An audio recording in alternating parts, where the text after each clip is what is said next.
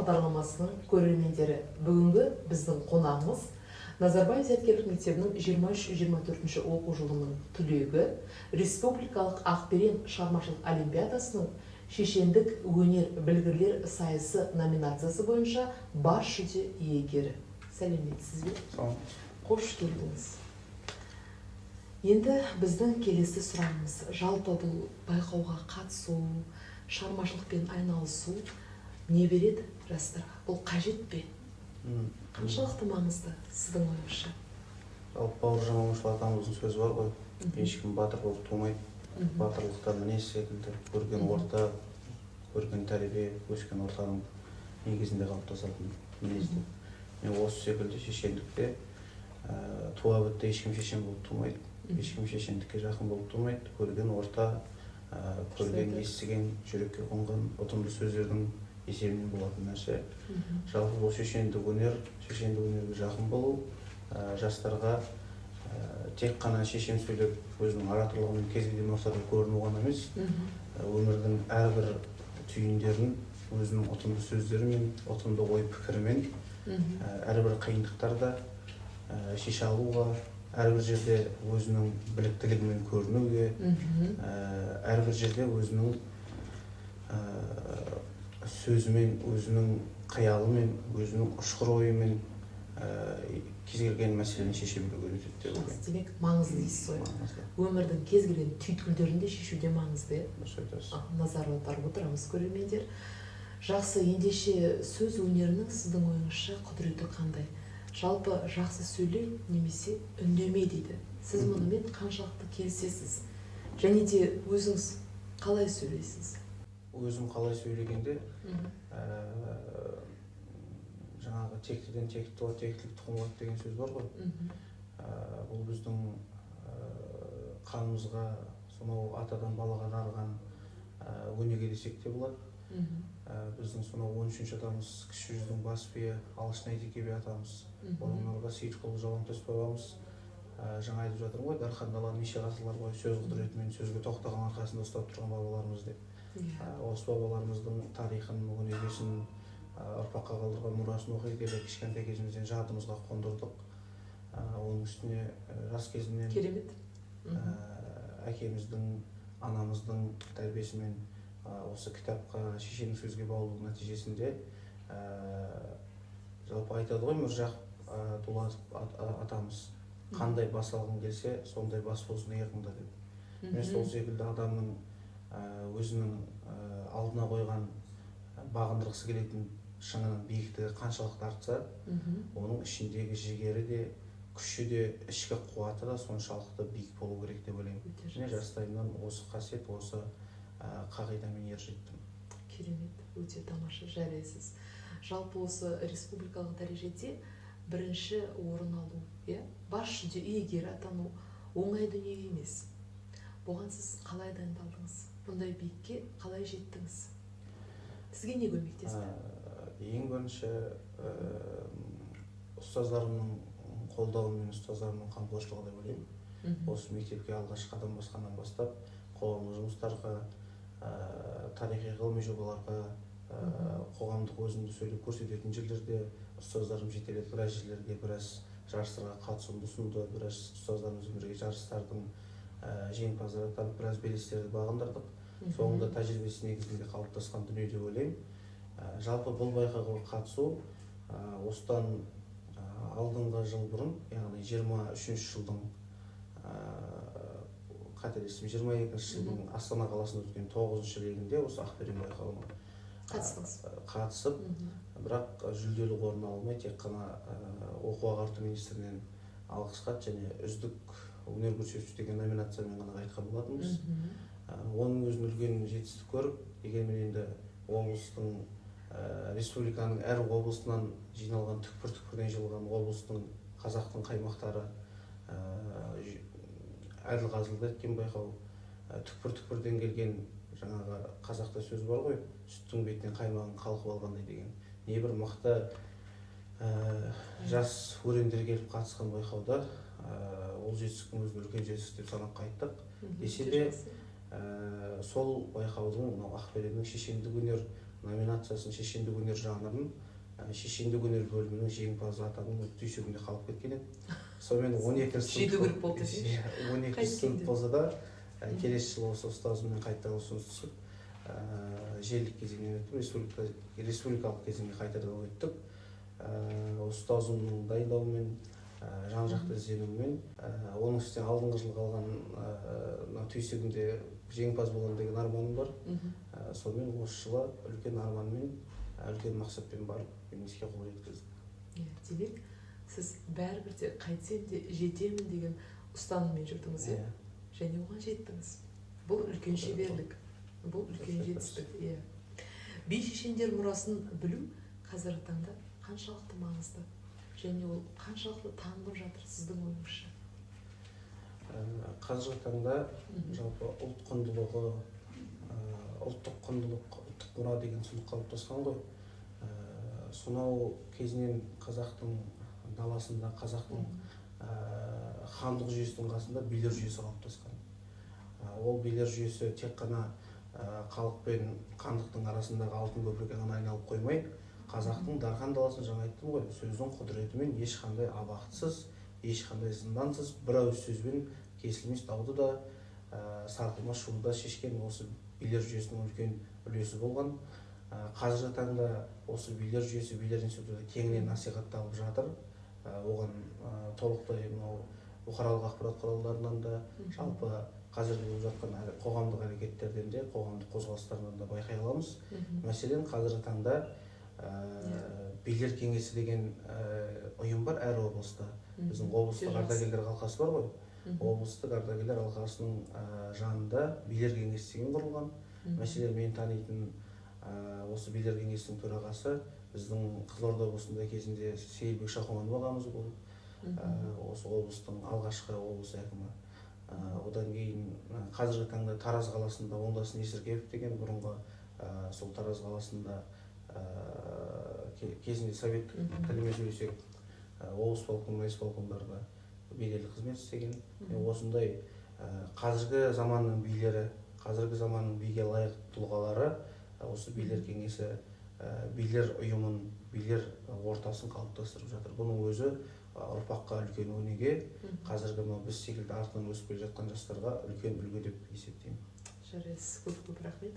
Жалпы осы дайындық барысында өзіңізге ерекше әсер еткен қандай билер мұрасын айтар едіңіз? Және оның өсиеті қазіргі ұрпаққа қаншалықты маңызды? Қандай шешендік сөз сізге ерекше әсер етті? Есіңізге алғаны бар ма?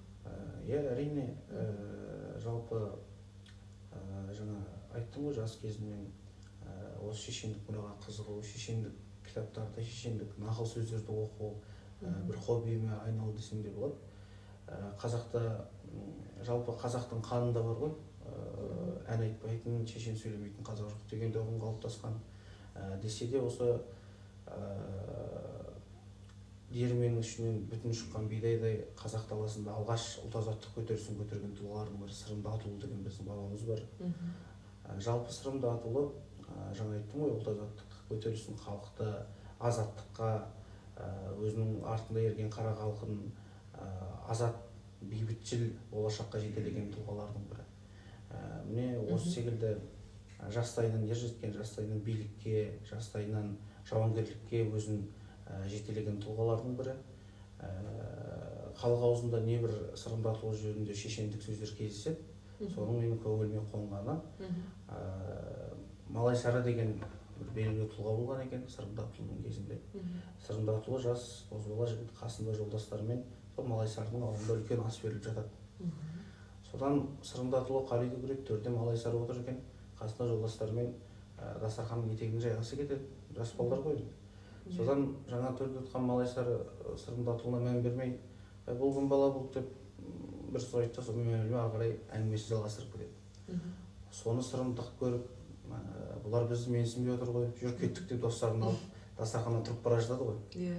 Сонда Малайсары әке тұрып ұл сөйлегеннен без, шеше тұрып қыз сөйлегеннен без, сарындай сарнаған бұл қай бала болды деп Малайсары орнынан атып тұрып. Сонда Сырым әке тұрып ұл сөйлесе ердің ер жеткені, шеше тұрып қыз сөйлесе қыздың бой жеткені деп. Міне осы сөз маған ерекше ұнап, жас кезімнен көңіліме қондырдым.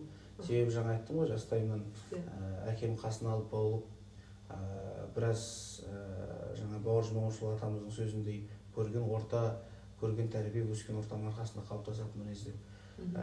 Өзіме жақын болғасыма осы шешендік сөз ерекше бір көңілімде қалды. Демек, сіз бұдан не түйдіңіз? Демек, біздің қазақ айтады ғой, 13-те отау үйесі деп. Ер жігітке ертеден жауапкершілікті мойнына артқан елміз. Қыз балаға ертеден өзінің ар-намысын, абыройын сақтауда, өзінің отбасыдағы үлкен өмірдегі жауапкершілігін мойнына артқан елміз. Бұл шешендік сөзден түсінетініміз, түйетініміз жалпы болар деген баланың бетін қақпа деген секілді. Дұрыс айтасыз. Ұл ер жетіп тұрса, оны жаңағы алдыға жетелеу керек. Демек, болар баланың бетінен қақпау. Бетінен қақпау. Жақсы. Қолдап отыру керек. Қолдап отыру керек. Жақсы. Енді қазіргі таңда шешен сөйлеу жалпы жастардың арасында тенденцияға айналып бара жатыр. Тілді шұбарламай, таза сөйлеу. Бұл тұста сіз жастарға қандай кеңес бересіз? Олар өзінің шешендік қабілетін, дарынын қалай шарттыруға? Қандай кітаптарды оқу керек? Қандай ресурстарға жүгіну керек? Қайсысын ұсынасыз? Өте дұрыс сұрақ. Қазіргі таңда жаңа айтып жатсыз ғой, үлкен тенденцияға айналды деп. Жалпы қазақша сөйлеу деген үлкен бір қоғами қозғалысқа қазір айналып жатыр. Қазақша сөйлеу деген үлкен қазіргі жастардың тілімен айтқанда трендке айналып, небір қазақ естелі брендтер бар. Қазір оны күнделікті сол брендтегі киімдерді кию, сол брендтегі әрекеттер жасап, сол жаңа хэштег дейміз ғой біз.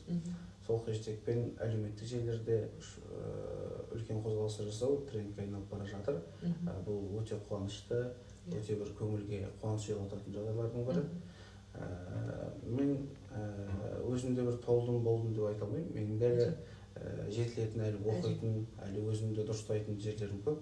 Барлығы үшін деп ойлаймын. Десе де өзінің шешендік қабілетін, сөздік қорын ұлғайтуға, мен жаңа айттым ғой, жастайымнан үлкендердің қасынан, үлкендердің қолына су құйып, солардың аузынан шыққан ұтым сөздерді көңіліме қондырып, өзіме бір жақын алдым деп. Сол секілді жалпы баланы жастайынан ер жеткізесін, баланы жастайынан бұл сөздік қорын үлкейтетін нәрсе ол орта деп ойлаймын. Бірінші ортаны дұрыстау керек. Екінші осы көз көрген, өмір көрген, көкейінен ұтымды сөзі, ұшқыр қиялы, ұшқыр ойы шыға алатын адамдардың ақылын тыңдап, сол кісілердің әңгіме тыңдап, жастайынан өскен баланың болашақта да бұл шешендік өнер, сөздік құдіретке жақын болуы заңдылық деп ойлаймын. Ал кітапқа келетін болсақ, жалпы өзімнің сүйікті кітаптарым, енді ұлы Абайын ұлықтаған елміз ғой. Абайдың қара сөздерін жиі оқимын. Қайталап оқимын кейде, ішім пысқан кездері. Себебі Абайдың қара сөзі өмірден алынған, адамды өмірмен күресуге, өмірде өзінің қара басын алып жүруге, жұмыр басын жерге тигізбей тек алға ұмтылуға жетелейтін қасиетті құдіретті сөздер. Міне осындай баға беріп осы сөздерді қайта-қайта оқысам да ешқашан жалыққан емеспін. Одан бөлек біздің қазіргі таңда заман дамыған ғой, шешендік сөз, нақыл сөздер жинақтары кеңінен таралып жатыр, үлкен тиражбен. Тіпті онлайн кітаптар да бар. Осында оқуға кеңес беретін едім. Тағы да қоса кететін кітап біздің қазақтың билері жөнінде үлкен кітап бар. Қазақтың билері мен шешендері деген кітап бар, авторын ұмытып тұрмын. Және менің жиі оқитын кітабым біздің жаңа айттым ғой, Сейілбек Шоқомановтың өзінің құрастырып жинаған Қызылорданың айтқыштары мен ақындары деген керемет бір жинағы бар. Жақсы, енді сіз жас түлексіз, қазіргі таңда өзіңіздің мамандығыңызды таңдап жатырсыз. Енді осы тұста құпия болмаса, сіз қандай мамандық иесі адамыңыз келіп отыр? Менің таңдаған мамандығым жергілікті басқару, экономика, менеджмент саласы. Жалпы шешендік өнер менің мамандығыма үлкен септігін тигізеді деп ойлаймын. Себебі халықпен жұмыс істеу, әлеуметтік жұмыс, оның өзінде өзінің аузынан халықты қарата алатын бір ұтымды халықтың бетін бұрып, халықтың пікірін өзгертетіндей, халыққа көрінетіндей аузынан ұтымды сөз шықпаса, ол жұмыста істеу, ол қызметті атқару қиын деп ойлаймын. Сондықтан менің болашақ мамандығыма бұл қабілеттің, бұл өнердің үлкен септігі береді деп ойлаймын. Иә, әрине біз сізден мол үміт күтеміз. Жалпы өзіңіз қоғамды дамытуға жаңа толқын ретінде қандай үлес қосқыңыз келеді келешекте? Болашақта жоспарларым көп, алдыма қойған мақсаттарым да көп. Жаңа айттым ғой, адамның бағындыратын белесі қаншалықты биіктеген сайын, оның ішінде күш-жігері де, оған деген алып қойған мақсаты да соншалықты арта беру керек, толастай беру керек. Сол секілді осы шешендік өнер жастарда ұлттық құндылықтарға, ұлттық мұрамызға баулу секілді алып қойған үлкен мақсаттарым бар. Жалпы сонау атадан балаға жалғасқан бұл шешендік өнердің өзіне тоқталатын болсақ, қазіргі таңда да насихаттау жағынан жетілдіретін тұстары көп, насихаттау жұмыстарын әлде де арттыратын тұстары көп. Мен осындай қоғамдық әрекеттерді болашақта дамытқым келеді. Келешек ұрпаққа, артымыздан еріп келе жатқан жастарға бір үлкен өнеге беретіндей орта қалыптастырғым келеді. Жарайсыз. Енді біз сізден мол үміт күтеміз. Мақсатыңызға жетіңіз, дегеніңізге жетіңіз, қалаған мамандық иесі болыңыз. Сіздің келгеніңіз үшін көп-көп рахмет. Біздің көрермендерге мұның барлығы бір үлгі өнеге насихат болады деп есептейміз. Жақсы, сау. Жақсы, сізге рахмет.